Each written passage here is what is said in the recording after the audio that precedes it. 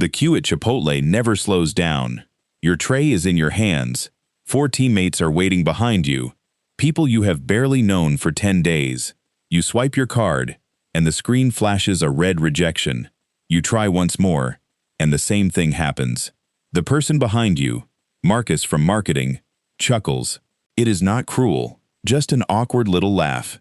"Hey, everything okay?" he asks. You say you must have picked up the wrong card. That is not true. You quietly let another person's card handle the $15.40 charge, promising yourself you will repay them through Venmo before the night is over. You never do. That is the part that changes you. Not the failed payment, but the moment someone noticed.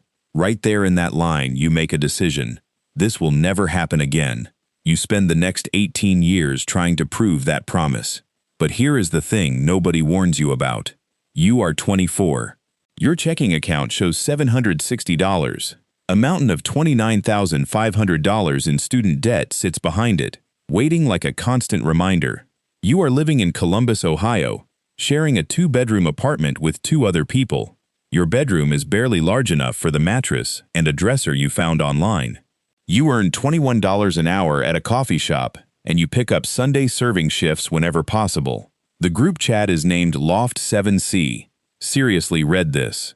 Every month, someone posts the electricity bill. It is $290 divided between 3 roommates. You see the message. You plan to send your share later that evening. You do not. 5 days go by, and your portion is still missing. No one confronts you. Then Lena, your roommate, is in the kitchen warming up dinner and casually says, almost jokingly, "Hey, did the Venmo payment go through? My app has been acting strange lately." Both of you understand that is not the real question. You promise you will handle it tonight. Instead, you transfer the money immediately, standing there with your phone in your hand while she watches. That is what being 24 and falling behind feels like. No one hunts you down. No one gives a speech. They simply wait in the kitchen while you send the money back, and both of you act like this is perfectly ordinary. You make only the minimum student loan payment, $290 every month, matching the utility bill in a way that feels almost ridiculous. The interest rate is 5.9%. Here is the calculation no one explains when you are starting out. Paying only the required amount means $29,500 at 5.9% can stretch across roughly 21 years. By the finish line, you have paid about $46,800 altogether. Around $17,300 of that is interest alone. Cash spent on nothing you can hold or keep. You do not realize that yet. All you see is the minimum due, and you pay it because that is the amount that keeps your account from failing. Then one afternoon at work, your phone vibrates. A banking alert appears. Balance getting low. You are standing at the register, and before your supervisor comes near, you turn the phone screen downward on the counter. Quick, instinctive, like someone might catch a private message. No one was paying attention. You still hide it. That is the unwritten rule when you are 24. People are not checking your bank balance. They notice whether you return what you owe. You keep telling yourself this is only temporary. Everyone repeats that promise to themselves when they are 24. You heat up the same leftovers Lena had just warmed in the microwave. Then you sleep because Wednesday is waiting and the routine starts again. Eventually, you land what feels like a real career job. There is a badge, a company laptop, and a steady paycheck dropping into your account. The salary is $55,500 a year. You leave home and finally get a place that belongs only to you. A small apartment costs $1,260 each month. It is close enough to walk when your car decides it does not want to cooperate. The car is a 2016 Corolla. It runs well. That is what you always say, right until the moment it proves you wrong. This week you leave it in the employee overflow lot twice because the regular section fills before 7:10. A small sign warns that the area is reserved. You sit behind the wheel for an extra moment before stepping out, looking into the mirror. Not because your appearance needs fixing. You are checking whether the parking attendant is coming over.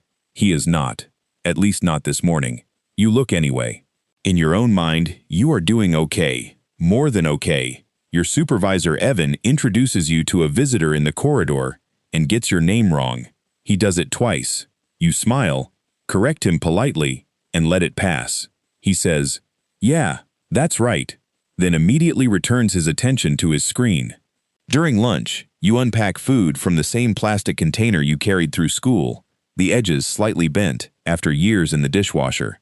Noah from another department notices it sitting in the break room refrigerator. He does not comment. He simply picks up his delivery bag and walks away.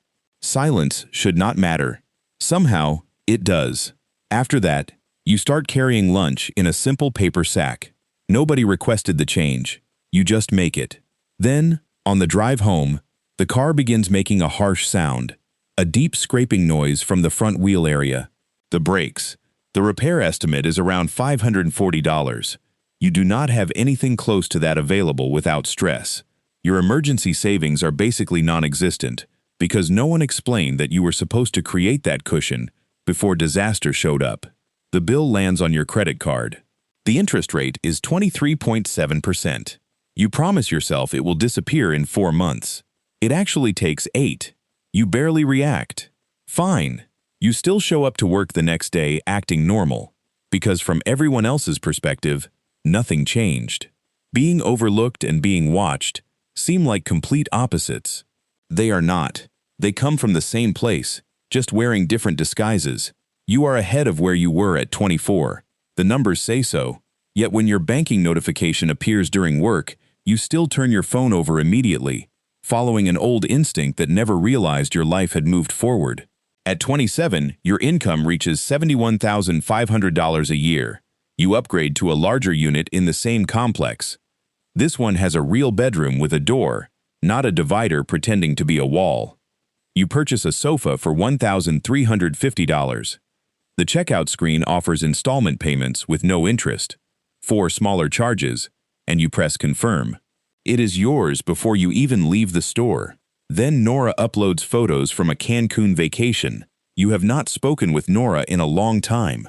One story after another shows the pool, the resort, and several members of your old circle together.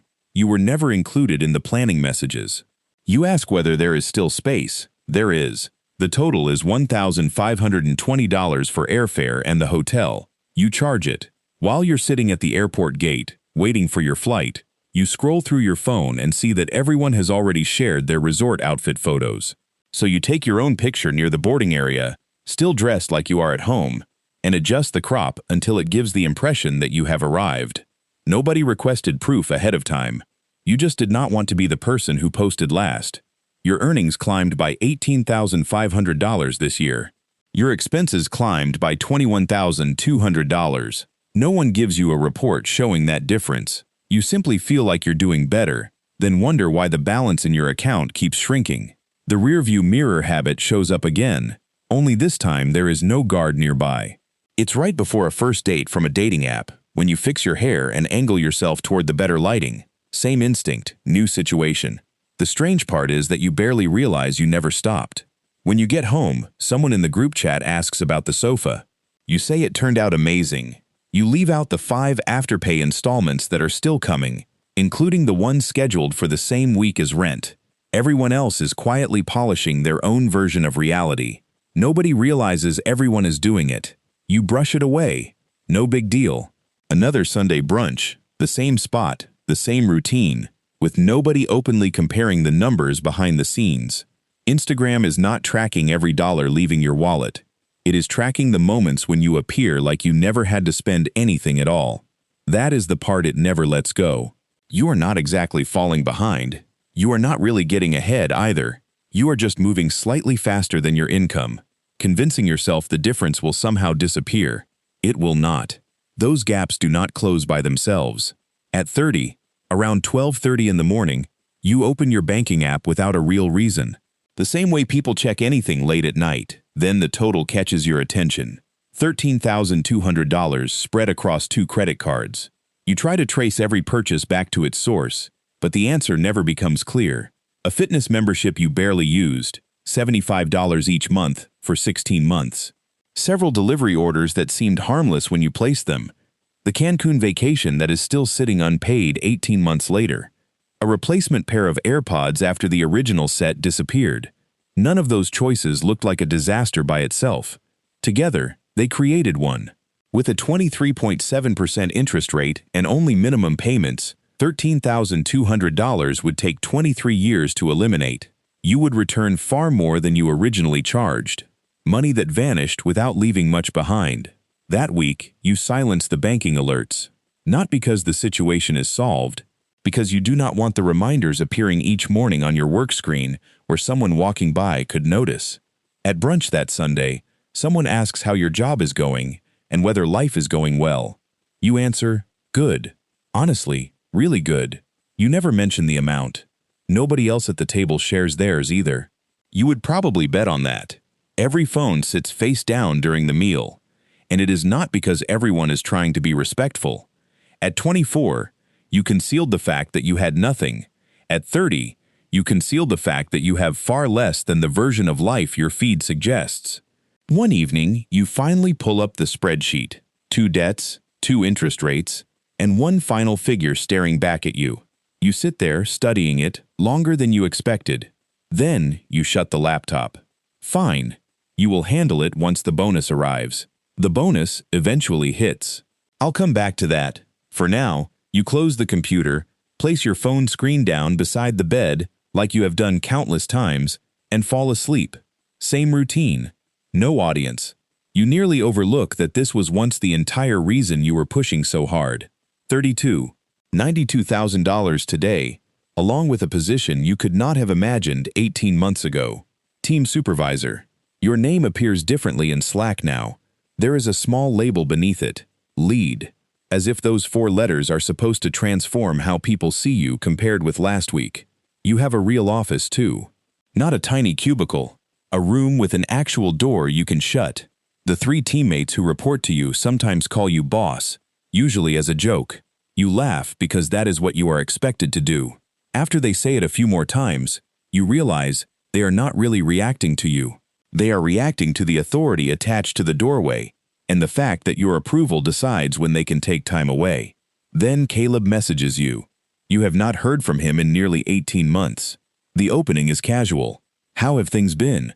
Heard you moved up at work. Congratulations. The conversation feels warm and effortless, almost like the missing time never existed. Then the next message changes everything. Could you lend me $720 for a short while? It is about his car. He promises he will return it. You send the money. Naturally you do. But before that, you capture the exchange and send the screenshot to your sister without any explanation because you already know her reaction. She replies with one laughing emoji. Nothing else. That is the entire exchange. Neither of you needs to spell out the meaning. Now you catch yourself calculating the reason behind every message from someone who has been absent for a long time. You dislike that your mind goes there. You still do it anyway. Your employer contributes 5% to your 401k. You put in exactly enough to receive it, not because you studied the numbers carefully, but because that percentage was mentioned during orientation and you never changed the setting. With a salary of $92,000, that employer contribution adds up to $4,600 annually without requiring your attention. That week, you increase your own contribution by 0.5%. A small adjustment. Nobody notices that choice. That is exactly why it matters. You are succeeding, truly. But there is a particular silence inside that office with the closing door. It is the silence of being trusted for your role, more than being understood as a person. Some evenings, while walking toward your car, you wonder whether anyone inside that building would recognize you if the title disappeared from your name.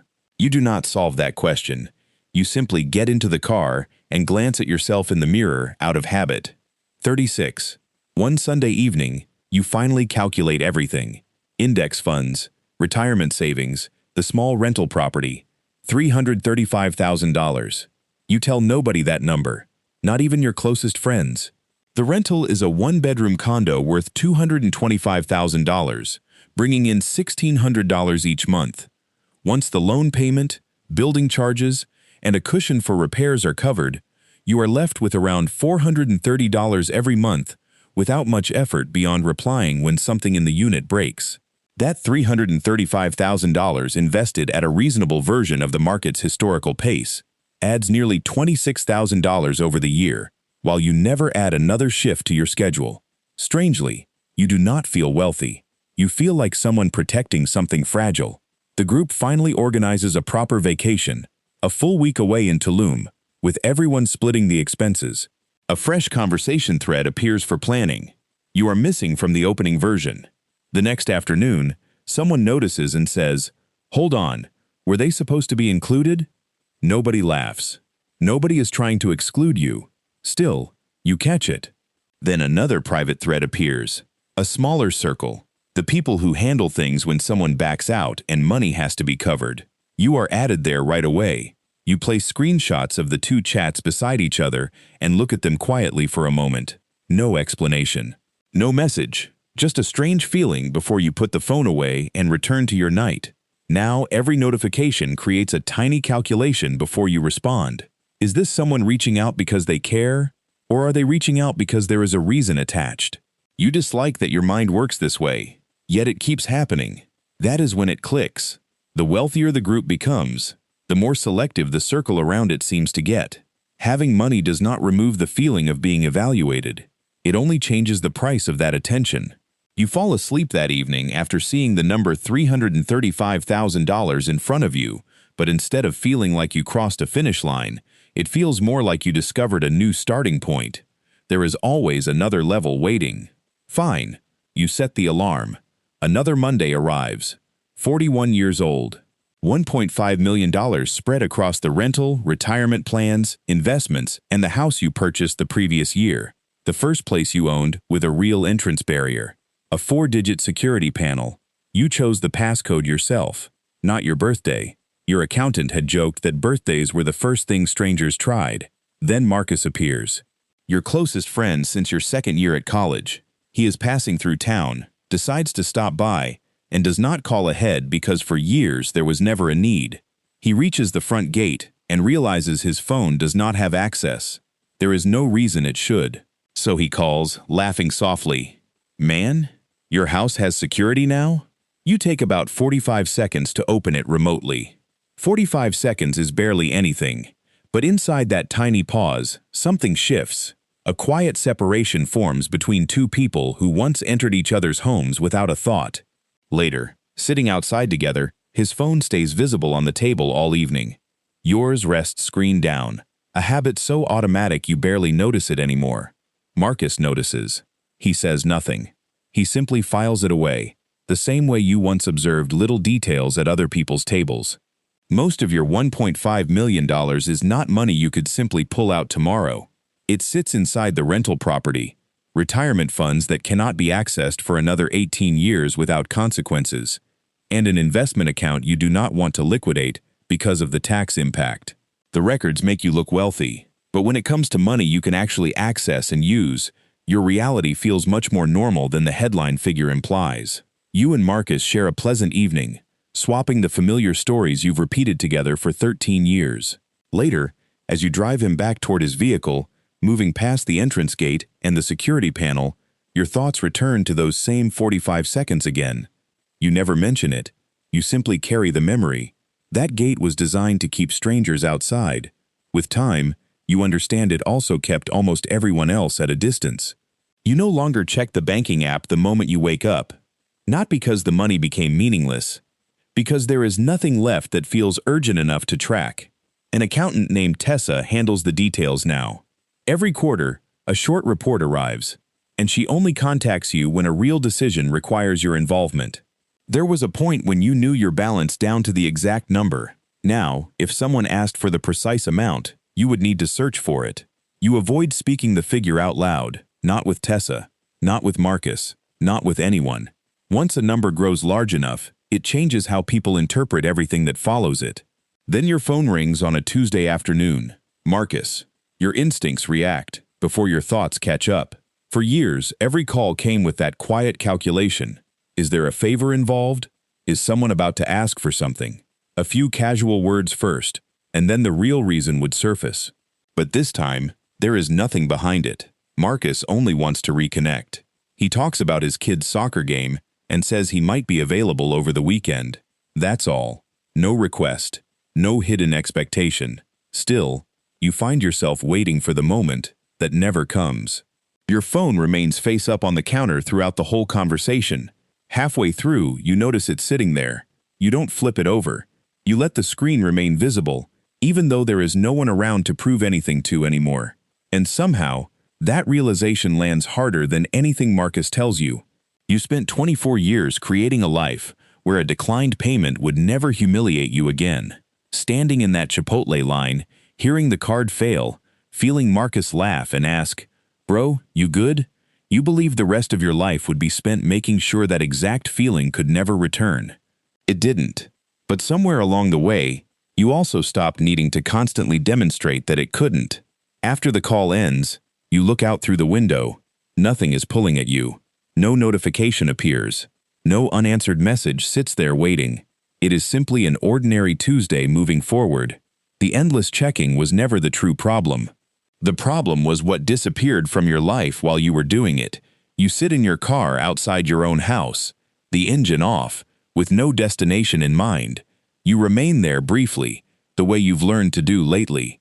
Your eyes drift to the rearview mirror, following the same automatic glance you've made more times than you can count.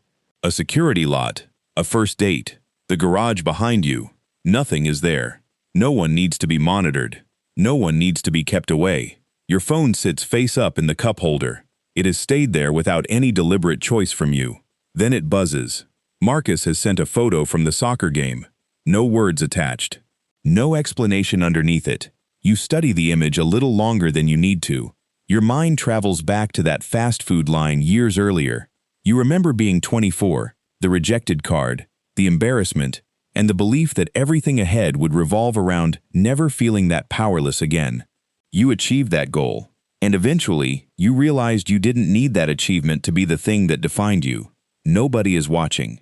For the first time, that doesn't feel like disappearing from the world. It simply feels like an ordinary Tuesday.